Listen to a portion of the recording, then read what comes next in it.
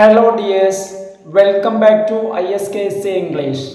Hello dear students. നമ്മൾ ഇന്ന് discuss ചെയ്യുന്നത് കൊട്ടേഷൻസ് ആണ്.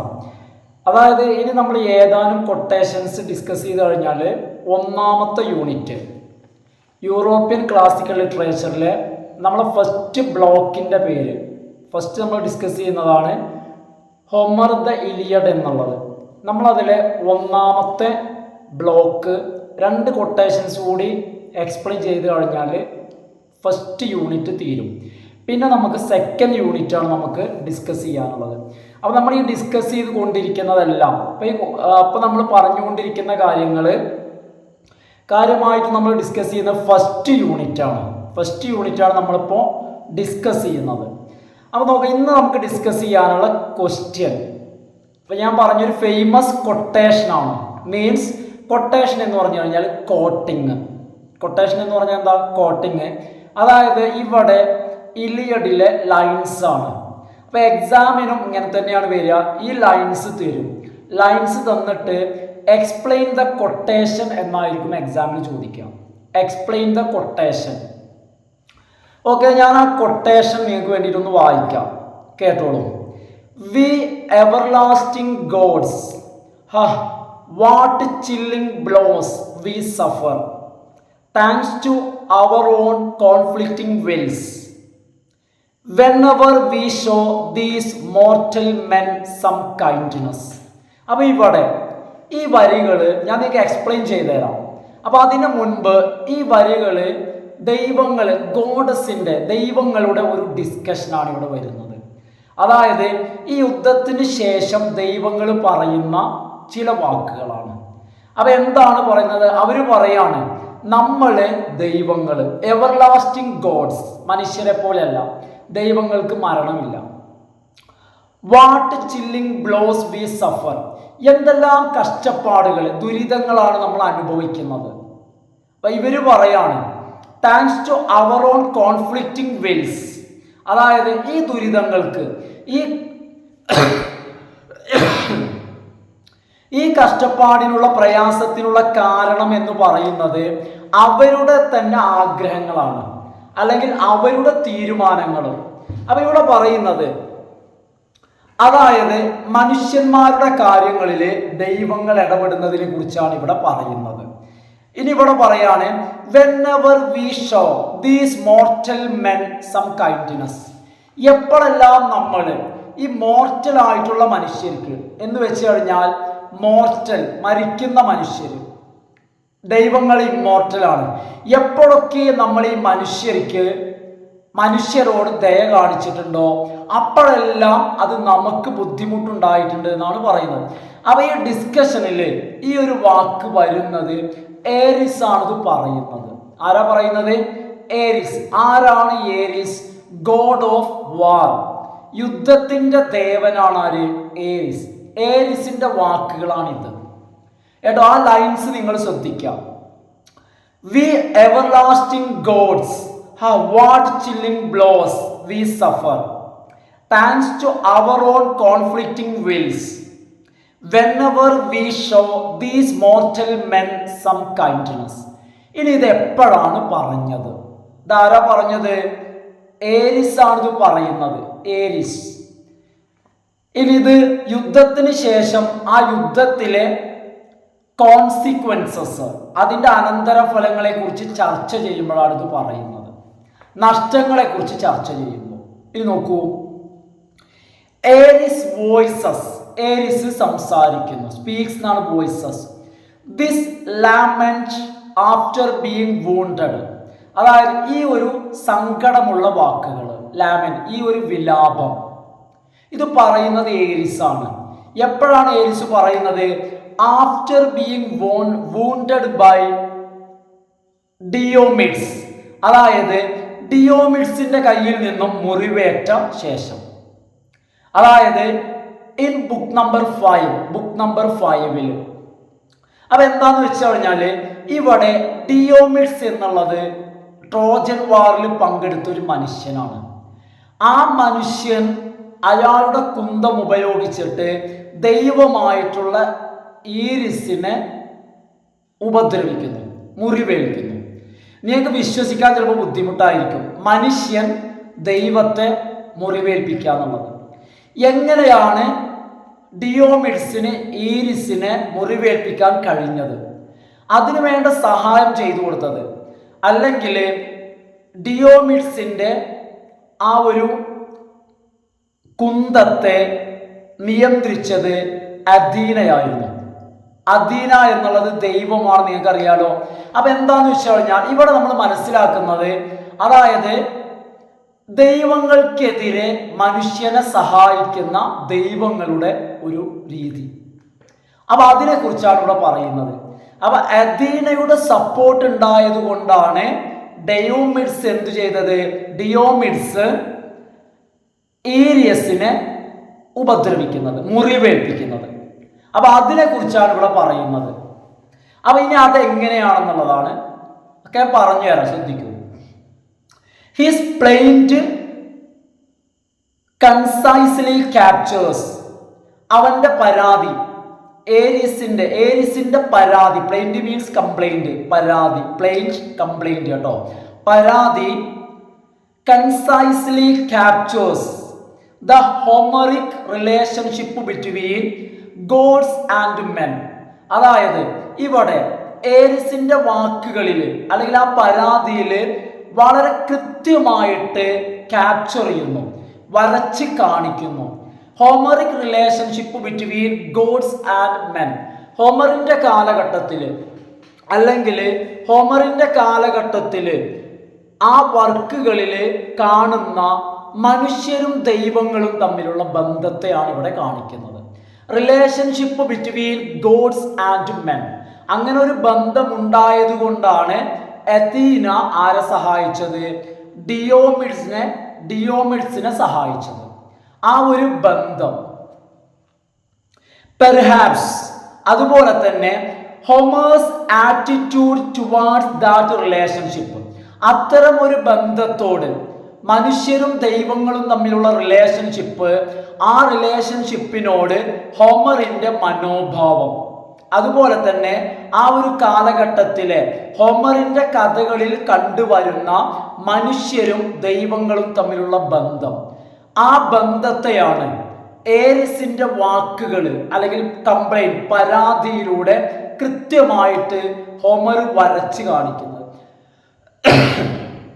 അപ്പൊ അത്തരത്തിലൊരു ബന്ധം വരച്ച് കാണിക്കുന്നതിൽ ഹോമറിന്റെ താല്പര്യം നമ്മളിവിടെ കാണുന്നു. Homeric gods frequently intervene.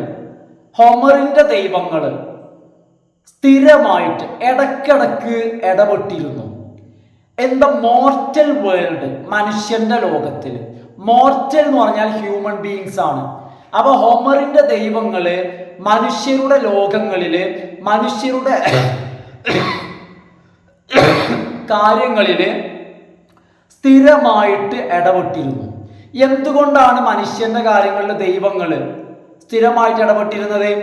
Out of some kind of emotional attachment.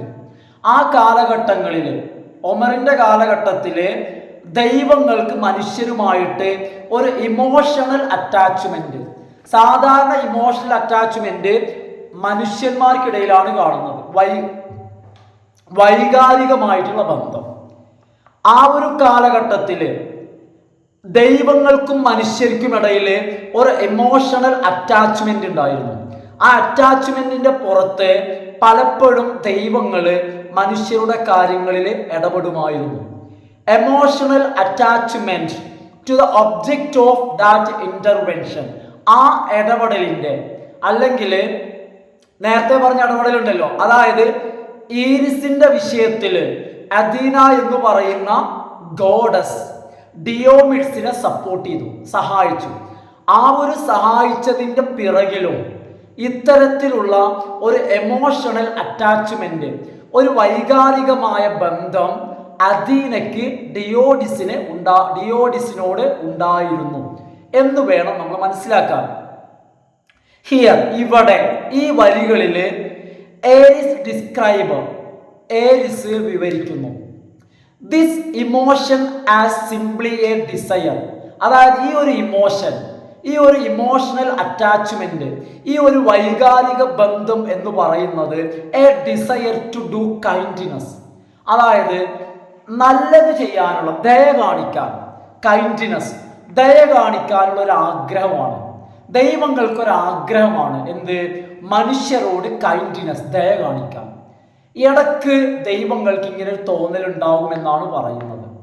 Kindness, desire to do kindness, ദയ കാണിക്കാൻ, മനുഷ്യരോട് ദയ കാണിക്കാം. പക്ഷെ ഏരിസ് പറയുന്നത് അതിന്റെ വിഷയം എന്താന്ന് വെച്ച് കഴിഞ്ഞാല്, but kindness toward one mortal, ഒരു മനുഷ്യനോട് ഇത്തരത്തിൽ ഒരു ദയ കാണിക്കുമ്പോൾ അതിനൊരു മറുവശമുണ്ട്. Often translates into unkindness toward another, അത് മറ്റൊരുത്തനോട് അൺകൈൻഡ്നെസ്, ദയയില്ലായ്മയായിട്ട് മാറുന്നു. ഇവിടെ അഥീന ഡിയോമിഡ്സിനോട് ദയ കാണിക്കുമ്പോൾ അത് മറ്റൊരുത്തനോട് എന്ന് പറഞ്ഞു കഴിഞ്ഞാൽ ഏരീസിനോട് നന്ദികേടായിട്ട് അല്ലെങ്കിൽ ദയയില്ലായ്മയായിട്ട് മാറുന്നു. അപ്പൊ അവിടെ നമ്മൾ മനസ്സിലാക്കാം, ദൈവങ്ങൾ മനുഷ്യരെ സഹായിക്കുമ്പോൾ മറുവശത്ത് ദൈവങ്ങളും തമ്മിലുള്ള ഒരു ക്ലാഷ് അവിടെ സംഭവിക്കും. അതായത് ദൈവങ്ങൾ മനുഷ്യരെ സപ്പോർട്ട് ചെയ്യുമ്പോൾ, ഡിസയർ ടു ഡു കൈൻഡ്നെസ്, ദൈവങ്ങൾക്ക് മനുഷ്യരോട് ദയ കാണിക്കാനുള്ള ഒരു ആഗ്രഹം വരുമ്പോൾ, ആ ആഗ്രഹത്തിന്റെ പുറത്ത് ദയ കാണിക്കുമ്പോൾ അത് ദൈവങ്ങളുടെ ലോകത്തിൽ അവർക്കിടയിൽ ഒരു ക്ലാഷ് സംഭവിക്കും. അവർക്കിടയിൽ അത് പ്രശ്നങ്ങൾ ഉണ്ടാകുമെന്നാണ് ഇവിടെ പറയുന്നത്. ഹെൻസ്, അതുകൊണ്ട് Ares wound at the hands of Diomedes, ഡയോമിഡിന്റെ കൈകൊണ്ട് ഏരിസിനേറ്റ മുറിവും, ആ മുറിവുണ്ടാക്കാൻ ഡയോമിഡ്സിനെ സപ്പോർട്ട് ചെയ്തത് അഥീനയാണ്. അതുകൊണ്ട് തന്നെ അത്തരത്തിലുള്ള ഒരു ക്ലാഷ് ഏരിസിനും അഥീനയ്ക്കുമിടയിൽ വരികയാണ്. അവർക്ക് രണ്ടുപേർക്കും ഒരു ശത്രുത. കാരണം എന്താ? ദൈവം മനുഷ്യനെ സപ്പോർട്ട് ചെയ്തത് അല്ലെങ്കിൽ സഹായിച്ചത്. Divine intervention in the Iliad, ഇവിടെ ഇലിയഡിൽ വരുന്ന ദൈവങ്ങളുടെ ഇടപെടൽ, divine intervention means gods intervention in the Iliad causes conflicts. ദൈവങ്ങളുടെ ഇടപെടൽ കാരണം പലപ്പോഴും ഇവിടെ കോൺഫ്ലിക്ട്സ്, സംഘർഷങ്ങൾ ഉണ്ടാവും. ആ സംഘർഷങ്ങൾ ഉണ്ടാകുന്നത് not only in the mortal sphere, അതായത് മനുഷ്യരുടെ ലോകത്തിൽ മാത്രമല്ല, in the mortal sphere, human world, mortal മനുഷ്യര്, സ്ഫിയർ എന്ന് പറഞ്ഞാൽ തലം, ലോകം. അപ്പൊ ഇതുകൊണ്ട് മനുഷ്യരുടെ കാര്യങ്ങളിൽ ദൈവങ്ങൾ ഇടപെടുന്നത് കൊണ്ട് മനുഷ്യർക്കിടയിൽ മാത്രമല്ല പ്രശ്നങ്ങൾ ഉണ്ടാകുന്നത്, but between the gods as well. ആർക്കിടയിലും പ്രശ്നം ഉണ്ടാകുന്നുണ്ട്? Between the gods. അതായത് ഇവിടെ അഥീന ഡിയോമിഡ്സിനെ സഹായിച്ചത് കൊണ്ട് there arises a conflict between Athena and Diomedes. Athena and Ares. ഏരിസിനും അഥീനയ്ക്കുമിടയിൽ അവിടെ ഒരു കോൺഫ്ലിക്റ്റ് ഉണ്ടാകുന്നു.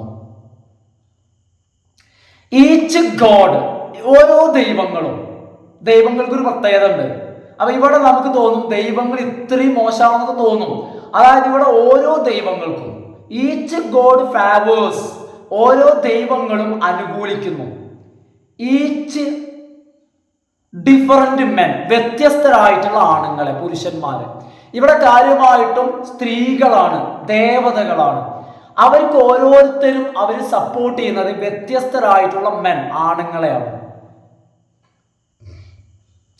And when these men are at war, ഇനി മാത്രമല്ല ഈ ആണുങ്ങൾ, അപ്പൊ ഓരോ ദൈവങ്ങളും ഓരോരോ ആണുങ്ങളെ സപ്പോർട്ട് ചെയ്യുന്നു, ഫേവർ ചെയ്യുന്നു. ഈ ആണുങ്ങൾ യുദ്ധക്കളത്തിൽ ഇറങ്ങുമ്പോൾ ഈ ആണുങ്ങളെ സപ്പോർട്ട് ചെയ്യാൻ ഈ ഗോഡസും വരും എന്നുള്ളതാണ്. അപ്പൊ ഇവിടെ മനസ്സിലാക്കണം, ഒരു ഗോഡസ്, ഒരു ദൈവം ഒരാളെ സപ്പോർട്ട് ചെയ്യുകയാണെങ്കിൽ മറ്റൊരു ദൈവം വേറൊരാളേക്കാണ്. ഈ രണ്ടുപേരും രണ്ട് പക്ഷത്തായിരിക്കും. അങ്ങനെ വരുമ്പോൾ രണ്ട് ദൈവങ്ങളും രണ്ട് പക്ഷത്ത് നിന്നിട്ട് യുദ്ധം ചെയ്യുന്നു. അതുകൂടി നിങ്ങൾ മനസ്സിലാക്കാം. എന്നിട്ട് എന്താ പറയുന്നത്?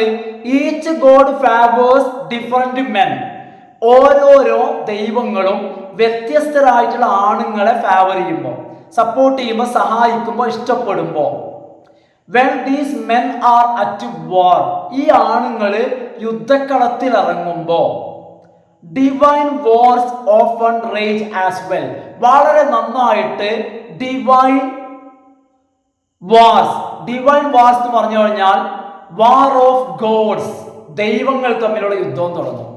അപ്പൊ ഇവിടെ ഈ ദൈവങ്ങൾ മനുഷ്യന്മാരെ സപ്പോർട്ട് ചെയ്യുന്നത് കൊണ്ട് തന്നെ മനുഷ്യന്മാർ യുദ്ധം ചെയ്യുമ്പോൾ മറുവശത്തെ ദൈവങ്ങൾ തമ്മിലുള്ള യുദ്ധവും തുടങ്ങുന്നു. Areas thus correctly attributes the gods. ഇവിടെ ഏരിസ് വളരെ കൃത്യമായിട്ട് attributes the gods, ദൈവങ്ങളെയാണ് പഠിക്കുന്നത്. എന്താണ് ദൈവങ്ങളെ പഠിക്കുന്നത്? ചില്ലിംഗ് ബ്ലോസ്, അതായത് പ്രയാസങ്ങള്. എങ്ങനെയാ പ്രയാസങ്ങൾ വരുന്നത്? ബുദ്ധിമുട്ടുകള്, പ്രയാസങ്ങള്, ചില്ലിംഗ് ബ്ലോസ്, സഫറിങ്സ്, ദുരിതങ്ങള്, to their own conflicting wills, അവരുടെ തന്നെ താല്പര്യങ്ങൾ. അവര് തന്നെ ഓരോരോ മനുഷ്യരെ സപ്പോർട്ട് ചെയ്യുമ്പോൾ അതിന്റെ ഫലമായിട്ട് അവർക്ക് തന്നെ പ്രശ്നങ്ങൾ ഉണ്ടാവും. ഏതുപോലെ? ഇപ്പൊ അദീനയും ഏരിസും തമ്മിൽ പ്രശ്നം ഉണ്ടായ പോലെ. അപ്പൊ ഇതിന് കാരണക്കാരായിട്ട് ഏരിസ് പറയുന്നത് ഒരിക്കലും ഡിയോമിഡ്സിനല്ല, ഡിയോമിഡ്സിനെ സപ്പോർട്ട് ചെയ്ത അദീനയാണ്. അപ്പൊ ഇവിടെ ഏരിസ് കുറ്റപ്പെടുത്തുന്നത് ദൈവങ്ങളെയാണ്. അപ്പൊ അവരുടെ ചില്ലിംഗ് ബ്ലോസ്, പ്രശ്നങ്ങൾക്ക് കാരണം അവര് തന്നെയാണ്. ഒരാവശ്യവുമില്ലാതെയാണ് അവരെന്ത് ചെയ്യുന്നത്? ഓരോരുത്തരെ സപ്പോർട്ട് ചെയ്യുന്നത്. അങ്ങനെ അവർ യുദ്ധത്തിന് ഇറങ്ങുമ്പോൾ ദൈവങ്ങൾക്കിടയിലും യുദ്ധം കൊടുമ്പിരി കൊള്ളുന്നു.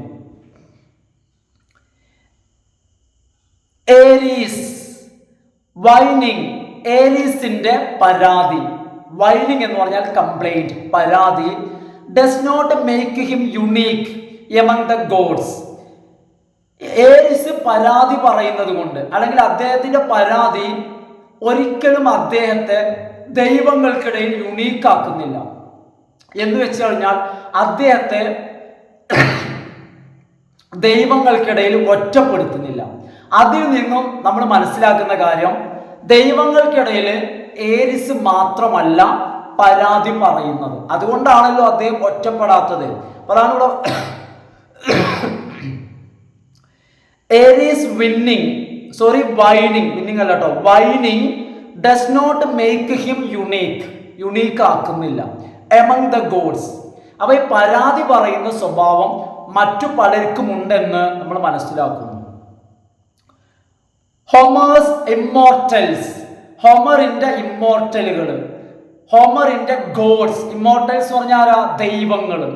ഹോമറിന്റെ ദൈവങ്ങള് എക്സ്പെക്ട് ടു ഗവേൺ, അവര് ഗവേൺ ചെയ്യാം, അവര് ഭരിക്കാം എന്നാണ് അവർ പ്രതീക്ഷിക്കുന്നത്. ഗവേൺ ചെയ്യാന്ന് പറഞ്ഞാൽ ഭരിക്കാം, ടു റൂൾ, ഭരിക്കാം എന്ന് അവർ പ്രതീക്ഷിക്കുന്നു. അക്കോർഡിംഗ് ടു ദെയർ വിൽസ്, അവരുടെ ആഗ്രഹം അനുസരിച്ച്. വിൽസ് എന്ന് പറഞ്ഞാൽ ആഗ്രഹം. അപ്പൊ ഒമറിന്റെ ദൈവങ്ങള് ഇമ്മോർട്ടൽസ് മീൻസ് ദൈവങ്ങള്, മോർട്ടൽസ് എന്ന് പറഞ്ഞാൽ മനുഷ്യർ. അപ്പൊ ഹോമറിന്റെ ഇമ്മോർട്ടൽസ് അവരുടെ വിൽസ് അനുസരിച്ച് ഗവേൺ ചെയ്യാമെന്ന് അവർ എക്സ്പെക്ട് ചെയ്യുന്നു. എന്നാൽ which are in turn governed by, എന്നാൽ അവരുടെ വില്ല്, അവരുടെ തീരുമാനങ്ങള്, ആ തീരുമാനങ്ങളെ ഭരിക്കുന്നത് സെൽഫ് ഇൻട്രസ്റ്റ്, അവരുടെ സ്വതാല്പര്യങ്ങളാണ്. അല്ലാതെ അവരുടെ ആ ദൈവീക ലോകത്തിലൊരു റൂൾസ് അനുസരിച്ചിട്ടല്ല. ഈ ദൈവങ്ങൾ വളരെ സെൽഫിഷ് ആണെന്നാണ് ഇവിടെ കാണിക്കുന്നത്. അവർ ഓരോരുത്തരും ഓരോ കാര്യങ്ങൾ തീരുമാനിക്കുന്നതും അവർ ചെയ്യുന്നതും സെൽഫ് ഇൻട്രസ്റ്റ്, അവരുടെ സ്വയം താല്പര്യമാണ്.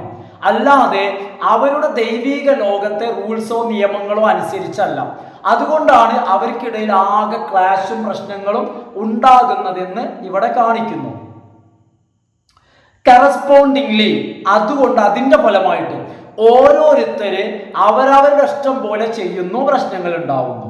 കാരണം ഇങ്ങനെ ചെയ്യുമ്പോൾ ഓരോ വ്യക്തികളും സെൽഫ് ഇൻട്രസ്റ്റ്, താല്പര്യം അനുസരിച്ചിട്ട് അവർ ഓരോന്ന് ചെയ്യുമ്പോൾ എന്ത് സംഭവിക്കും? ദേ കംപ്ലെയിൻ, അവര് പരാതി പറയും. They complain when they do not get their way, അവർ ഉദ്ദേശിക്കുന്ന പോലെ കാര്യങ്ങൾ നടക്കാതിരിക്കുമ്പോൾ. കാരണം ഓരോരുത്തർക്ക് തോന്നിയ പോലെ ചെയ്താൽ എല്ലാവരും വിചാരിച്ച പോലെ കാര്യങ്ങൾ നടക്കൂല. അപ്പൊ അവര് പരാതി പറയും. ഈ പരാതി പറയൽ ഇവർക്കിടയിൽ ഒരു നിത്യ സംഭവമാണെന്നാണ് നാം മനസ്സിലാക്കുന്നത്. Ares melodramatic and self pitying lament. ഏരിസിന്റെ വളരെ ദയനീയമായിട്ടുള്ള, വളരെ പരിതാപകരമായിട്ടുള്ള പരാതി, ലാമന്റ്. എന്താണ് പരാതി?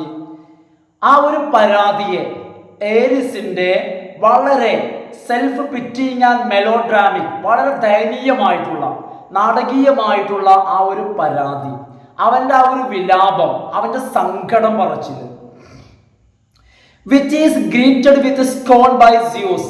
ആ ഒരു പരാതിയെ അവരുടെ എല്ലാം ദൈവങ്ങളുടെ ദൈവമായിട്ടുള്ള, അതായത് ഗോഡ് ഓഫ് ഗോഡ്സ്, ദൈവങ്ങളുടെ ദൈവമായിട്ടുള്ള സ്യൂസ് ദേവൻ അതിനെ പുച്ഛിച്ചുകൊണ്ടാണ് അതിനെ ഗ്രീറ്റ് ചെയ്യുന്നത്. പുച്ഛിക്കുകയാണ് അദ്ദേഹം ചെയ്യുന്നത്. Greeted with scorn by Zeus a few lines later. അതായത് കുറച്ച് കഴിഞ്ഞ് പിന്നീട് വരുന്ന വരികളില് സ്യൂസ് ദേവൻ ഏരിസിന്റെ ലാമൻസിനെ സ്കോൺ, പുച്ഛിക്കുന്നു. Probably implies some criticism of the gods by Homer.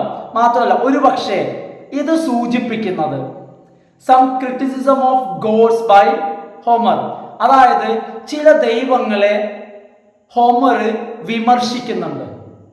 അപ്പൊ അതിൽ പെടുന്നതായിരിക്കാം